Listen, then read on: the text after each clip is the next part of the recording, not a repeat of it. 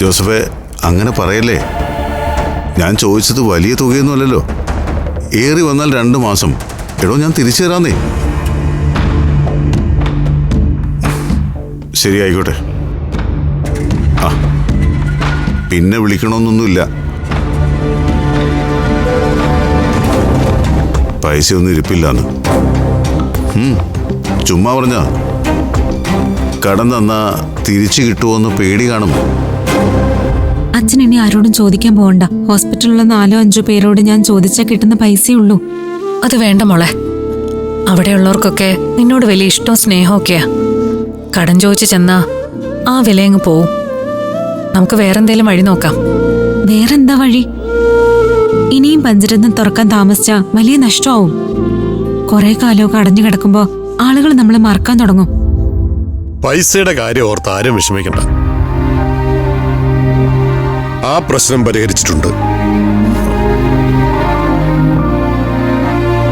എങ്ങനെ? അതൊന്നും സാർ അറിയണ്ട. മറ്റന്നാൾ രാവിലെ ഹോട്ടൽ തുറന്ന് പ്രവർത്തനം തുടങ്ങാൻ ഒരുങ്ങിക്കോളൂ. സകല സാധന സാമഗ്രികളും നാളെ ഉച്ചയോടുകൂടി ഇവിടെ എത്തും. പൈസ എവിടുന്നാന്ന് പറ കൃഷ്ണേട്ടാ. അതോർത്ത് ആരും വിഷമിക്കണ്ട. കൃഷ്ണേട്ടൻ വാക്ക് പറഞ്ഞ വാക്കാ. അത് പറ്റില്ല കൃഷ്ണേട്ടാ. പൈസ എവിടുന്നാണ്, എങ്ങനെയാണ് കിട്ടിയെന്നൊക്കെ ഞങ്ങൾക്ക് അറിയണം. കൃഷ്ണേട്ടനല്ലേ മോളെ, നമുക്ക് വിശ്വസിക്കാമല്ലോ. എല്ലാവരെയും വിശ്വസിച്ചല്ലേ ഇത്രയും കാലം ജീവിച്ചത്. എന്നിട്ടുണ്ടായതൊക്കെ എന്താ? എനിക്കിപ്പോ ആരെയും വിശ്വാസമില്ല. ഇനി ഈ പൈസയുടെ പേരില് നാളെ ഒരു പ്രശ്നം ഉണ്ടായാലോ? മോളെന്താ അങ്ങനെ പറഞ്ഞ്? ഞാൻ കാരണം നിങ്ങൾക്കൊരു പ്രശ്നം ഉണ്ടാവാനോ? അങ്ങനെ ചെയ്യുമോ ഞാൻ? കൃഷ്ണേട്ടൻ വേറൊന്നും വിചാരിക്കരുത്. എവിടെ നിന്ന് എങ്ങനെ കിട്ടിയ പണമാണെന്ന് അറിയാതെ ഇവിടെ ആരും വാങ്ങില്ല. വാങ്ങാൻ ഞാൻ സമ്മതിക്കുകയില്ല. പണമാണ് ശരിയാക്കിയതെന്ന് ആര് പറഞ്ഞു? പണമല്ല ശരിയാക്കിയത്. പിന്നെ അത് ഇവിടെയുള്ള കടക്കാർക്കല്ലേ നമ്മളെ വിശ്വാസമില്ലാതായിട്ടുള്ളത്. ടൗണിലെ സുപ്രിയ മാർക്കറ്റിൽ എല്ലാ സാധനങ്ങളും ഉണ്ട്. 2 ആഴ്ചത്തേക്കുള്ള സാധനങ്ങൾ പൈസ കൊടുക്കാതെ ഇവിടെ എത്തിച്ചു തരും. 2 ആഴ്ച കഴിഞ്ഞ് തവണയായിട്ട് പൈസ കൊടുത്താൽ മതി. അതിന് ബുദ്ധിമുട്ടില്ലല്ലോ.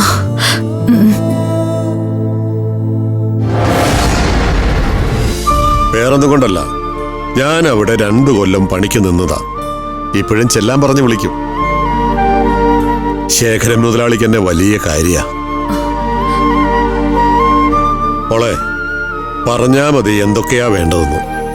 ഞാൻ തന്നെ മേടിച്ചു വരാം.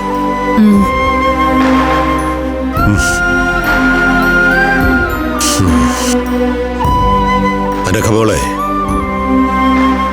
ഈ ഇടപാടിന്റെ കാര്യം പറഞ്ഞ് ഒരാളും ഇവിടെ വരില്ല. നിങ്ങളോടൊന്നും ചോദിക്കുകയില്ല. കൃഷ്ണേട്ടനല്ലേ പറയുന്നത്. നിന്റെ എടുത്തുചാട്ടം കുറച്ച് കൂടുന്നുണ്ടാനൊക്കെ. ആപത്തിൽ സഹായിച്ചവരോടല്ല വാശിയും വൈരാഗ്യവും കാണിക്കേണ്ടത്.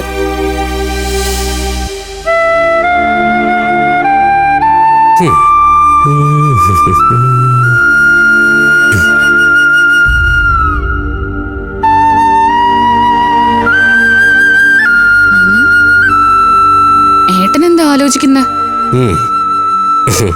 ഒന്നുമില്ല. ഉണ്ട്. ഏട്ടന്റെ മുഖത്ത് പതിവില്ലാത്ത സന്തോഷം കണ്ടാലറിയാം എന്തോ ഉണ്ട്. അങ്ങനെ ചോദിച്ചു കഴിഞ്ഞാല് ഒരു സന്തോഷമുണ്ട്. നാളെ രാവിലെ പഞ്ചരത്നം തുറക്കാൻ വേണ്ടും. വലിയ ആഘോഷാണോ? ആ, അങ്ങനെയൊന്നുമില്ല. SP ആൻമരിയ മാഡത്തിനെ വിളിച്ചിട്ടുണ്ട്. പിന്നെ മാളവിക മാഡം ഉണ്ടാവും. പിന്നെ നമ്മുടെ കുറച്ച് ആൾക്കാർ മാത്രം. കോച്ചിങ് ക്ലാസ് ഇല്ലാതിരുന്നെങ്കിൽ എനിക്കും വരായിരുന്നു. ഇടി നിനക്ക് എപ്പോണെങ്കിലും അവിടെ പൊക്കൂടെ?